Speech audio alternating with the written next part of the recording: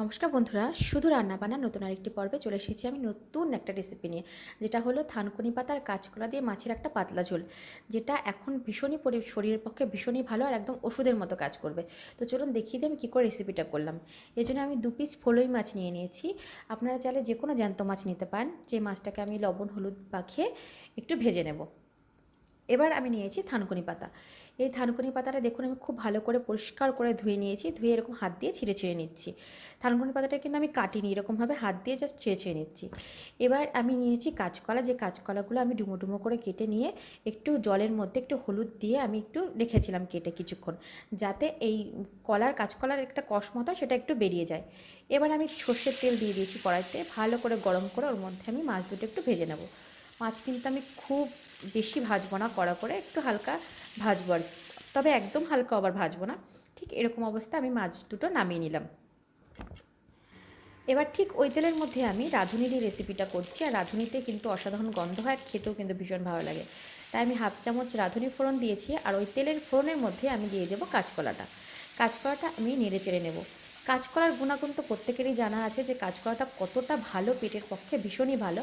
আর তার সাথে থানকুনি পাতা যুগলবন্দিতে রেসিপিটা হয়ে উঠেছে গুণমানে ভরপুর।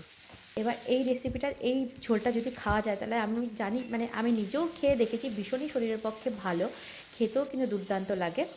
আর ঠিক ওই অবস্থায় আমি দুটো কাঁচা লঙ্কা দিয়েছিলাম। কাঁচা লঙ্কা দিয়েই নেড়ে চেড়েই ওর মধ্যে আমি কিন্তু জল দিয়ে দিলাম।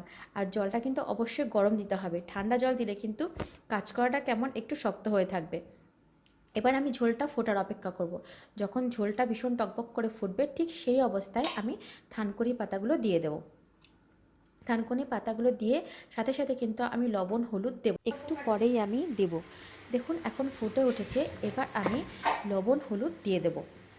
থানকুনি পাতাটা যেন সবুজ সবুজ থাকে, একদম যদি হলুদ হয়ে যায় তাহলে খাদ্যগুণটা কিন্তু নষ্ট হয়ে যাবে, আর খেতেও অতটা ভালো লাগবে না। আর ঠিক হলুদটা আমি এই পর্যায়ে দেবো, নাহলে কিন্তু শাকের যে কালারটা, থানকুনি পাতা, সেই পাতার কালারটা কিন্তু হলদেটে হয়ে যাবে।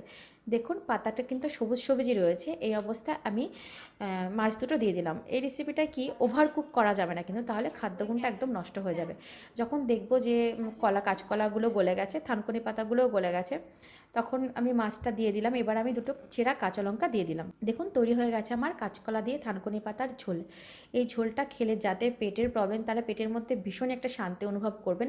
আর এটা কিন্তু গরম গরম ভাতের সাথে কিন্তু খেতে দুর্দান্ত লাগে।